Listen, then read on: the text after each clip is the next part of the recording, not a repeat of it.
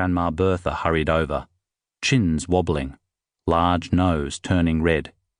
"Control your charges, Mrs. Boyle. This is a funeral, not a playground." "I want to see them," yelled Tom, squirming free. "I want to see my parents."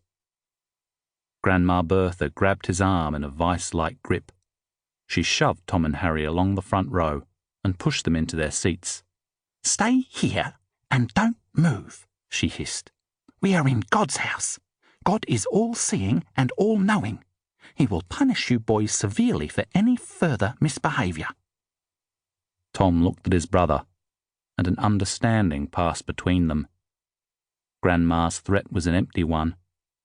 If Mama and Papa were dead, hadn't God already done his worst? Tom started to cry.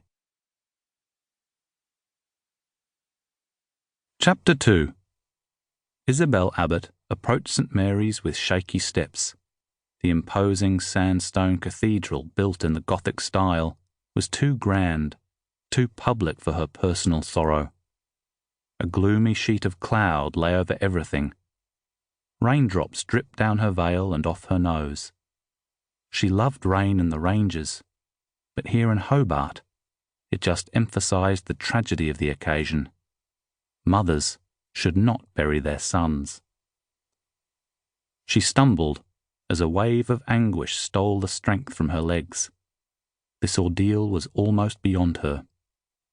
Isabel steadied herself and searched the crowd, hoping to spot Thomas and Henry, Robert's twin boys.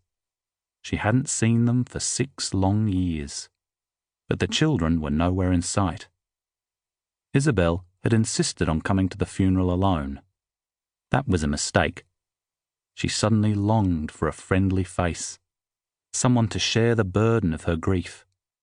Robert's father was dead, and her daughters lived in England. None of the Abbotts would welcome her. Far from it. Not the black sheep of the family. Not the dishonourable woman who'd abandoned her husband to run off with the fabulously wealthy Colonel Lucas Buchanan, the undisputed love of her life.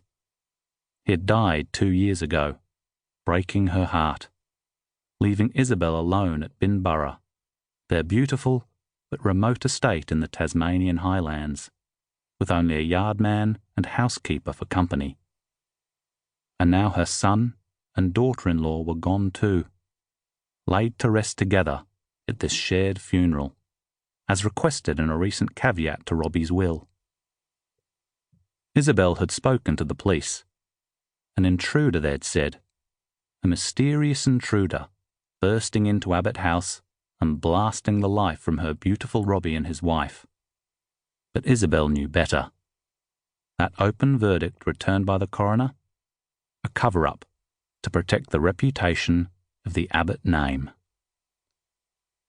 Robbie had confided something on that last visit home, the first in years by her estranged son. Such a fine-looking man, intelligent brown eyes, tall with even features and a proud bearing just like his father. They'd sat in those woven wicker chairs on the veranda beneath the scrambling mountain blueberry vine, drinking tea, taking in the view of Binburra's wild ranges. For the longest time, nobody spoke. Robert seemed to be gathering courage for something. "Wall Street," he'd said finally. "The crash. What do you know of it?" "I read the papers," said Isabel, "but I don't pay too much attention." He bowed his head, like when he was a little boy and something had confused him. "Why should I, Robbie? New York is so far away." He surprised her by leaning over and briefly squeezing her hand. "You don't understand. It's a new world, Mother. A global economy. Everything's connected these days." She studied his face. Robert had always been hard to read, so it shocked her to see open anguish in his eyes. The stock market was booming for years, with investors making money hand over fist. He gazed into his cup and frowned, as if he was reading the tea leaves and didn't like what he saw. "I got caught up in the excitement, I suppose. Over-borrowing against my assets. Buying on market."